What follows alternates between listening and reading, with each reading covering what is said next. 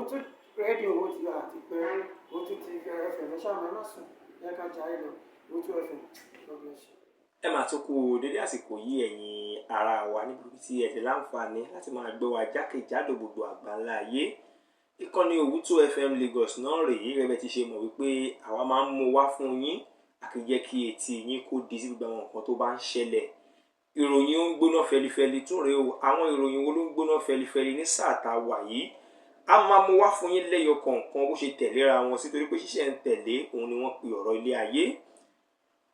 Ọ̀rọ̀ Yorùbá tí wọ́n máa ń sọ wípé ọjọ́ gbogbo ń tó lè ọjọ́ kan ṣo báyìí lè tẹ̀ níní. Ọ̀rọ̀ yìí máa tún ṣẹlẹ̀ bẹ́ẹ̀ ní inú ọ̀sẹ̀ tá a lò tán yìí nílùú Ìjẹ̀bú Igbó ni ọ̀rọ̀ yìí ti ṣẹlẹ̀. Ìjẹ̀bú Òde pàápàá jùlọ òun ni ọ̀rọ̀ òun ti ṣẹlẹ̀ gangan. Bó ṣe jẹ́ wípé wọ́n ní ọjọ́ Sátidé àbámẹ́ta òun ni òrìṣà Agẹmọ lu géńdékùnrin kan pa o. Kí wá ni tó ṣẹlẹ̀? Báwo ló ṣe lù ú pa? Kí ni tí ó ṣẹlẹ̀ gangan láàárín òòṣà àti àwọn ènìyàn wọ̀nyí? Ìròyìn tẹ̀ wá lọ́wọ́ wípé òrìṣà Agẹmọ yìí òun ni òrìṣà tó jẹ́ àmì ìdámọ̀ fún àwọn ará Ìjẹ̀bú lápapọ̀ tó lè jẹ́ wípé Ìjẹ̀bú Òde gangan tí ṣe olúlu gbogbo Ìjẹ̀bú wọ́n ní òòṣà Agẹmọ yìí ń bẹ. Ó dá gẹ́gẹ́ bí àlàyé tó wà nílẹ̀ báyìí wọ́n ní kò jìnnà sí ọ̀nà tó yà lọ sí ilé ọba tí wọ́n pè ní Àwùjalẹ̀ yìí wọ́n nítòsí ibẹ̀ gangan ni wọ́n gbé òrìṣà Agẹmọ ọ̀hún sí. Ìkóríta yìí ni wọ́n ní àwọn kan ti kóra wọn jọ papọ̀ láti lọ rèé digunjalè kí wọ́n lọ jí òrìṣà ọ̀hún gbé o. Gẹ́gẹ́ bẹ́ẹ̀ ti ṣe mọ̀ wípé ọ̀làjú lọ́tún ọ̀làjú lósì kò jẹ́ kí wọ́n mọ̀ wípé ọ̀pọ̀lọpọ̀ àwọn òrìṣà yìí ni wọ́n ní agbára tó ń bá wọn ṣiṣẹ́.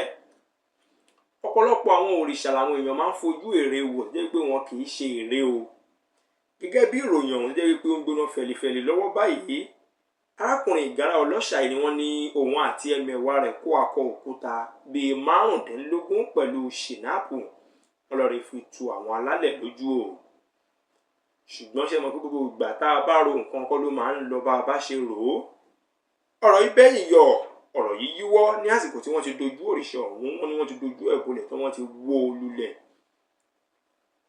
Ní àsìkò tí wọ́n ní pé kí arákùnrin ọ̀hún súnmọ́ òrìṣà ọ̀hún tán òun àwọn alálẹ̀ bínú tí wọ́n gba ẹ̀mí lẹ́nu arákùnrin ọ̀hún.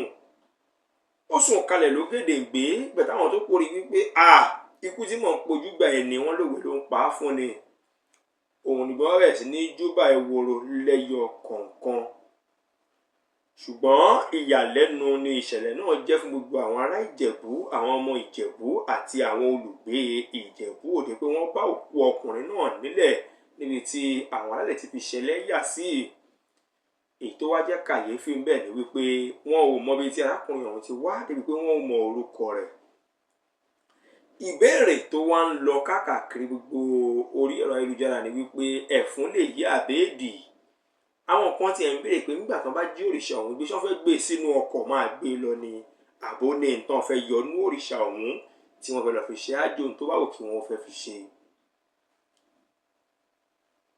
Ọ̀rọ̀ yìí kọjá ní táwọn èèyàn fojú sí o nítorí wípé wọ́n fi ọ̀rọ̀ yìí tó ẹni tí ó jẹ́ iléeṣẹ́ àwọn tó jẹ́ iléeṣẹ́ ọlọ́pàá létí. Alukoro ọlọ́pàá tí wọ́n porúkọ rẹ̀ ní Ọláodù Tọ́lá náà sọ púpọ̀ lọ́rọ̀ o.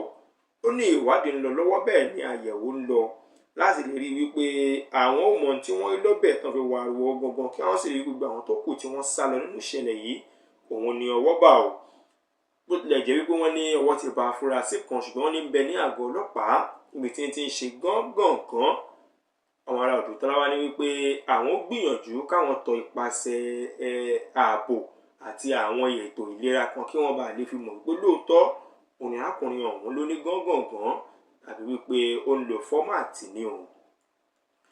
Àdúrà mi wá ní wípé èdè ayé àti ẹ̀fún ayé kò ní mú wa, èdè ayé ò ní dì wá, ẹ̀fún ayé ò ní fún wa tọmọtọmọ. Ẹ jẹ́ á fi eléyìí ká fi ṣe àríkọ́ṣe ká sì fi ṣe àríkọ́gbọ́n wípé tí kì í bá ti ṣe tẹni ẹ mọ̀ ìjà máa débẹ̀. Ká dẹ̀ mọ̀ wípé gbogbo àwọn òrìṣà tí ó ń bẹ nílẹ̀ Yorùbá yìí gbogbo wọn kì í ṣe ère o. Òrìṣà tí ń bẹ nínú àwọn ère ọ̀hún gangan òun ló yẹ ká máa bọ̀wọ̀ fún. Ẹ jẹ́ á mẹ́nu dúró ń bì ká tún gba ìròyìn ń gbóná fẹlifẹli míì lọ. Ẹ̀yin olólùfẹ́ wa káàkiri àgbálá ayé nílé lóko àti lẹ́yìn òde. Ẹ káàbọ̀ sórí ìkànnì Owutu FM Lagos.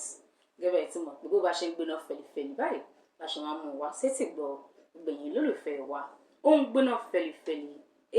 Ilé mọ̀ tó ń gbéná fẹ̀lifẹ̀li lọ́wọ́lọ́wọ́ báyìí tó wà níta.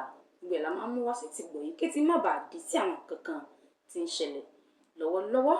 Gbajúgbajà òṣèré onítìátà ìtìlẹ̀ wa ń bì torúkọ rẹ̀ jẹ́ Wùnmí Toríọlá. Ó wọ́n ti sọ̀rọ̀ o, kí wá ní ohun tó sọ. Ó sọ̀rọ̀ lórí tẹlifíṣàn kan tó lọ, tẹlifíṣàn amóhùnmáwòrán kan tó lọ. Ó sọ pé òun ò ní ṣègbéyàwó kankan pẹ̀lú ọkùnrin mìíràn mọ́ lẹ́yìn ìgbéyàwó òun tó ṣe tẹ́lẹ̀ tí ó ti dàrú. Kí wá lóhun tó rí tí ó fi sọ báyìí. Ó lóun ò fẹ́ kí àwọn ọmọ òun kí wọ́n ní bàbá méjì tàbí bàbá mẹ́ta. Ìdí èyí nítorí ẹ̀ ló fi sọ pé òun ò ní ṣe ìgbéyàwó mìíràn mọ́ pẹ̀lú ọkùnrin kankan mọ́. Ó ní bó tẹ̀ sí lè jẹ́ pé ìgbéyàwó òun tẹ́lẹ̀ ó ti dàrú ṣùgbọ́n ọkọ òun tẹ́lẹ̀ yìí àwọn jọ ṣe kíni, àwọn jọ ń ṣe ìtọ́jú ọmọ àwọn ni tí ò sì sí wàhálà kankan láàárín àwọn.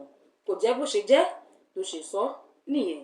Ẹ máa bá wa ká lọ tó jẹ́ pé àwọn bó ti ṣe gbéná fẹlifẹli láti máa mú wá sétí gbọ́ yìí. Ó dàbọ̀.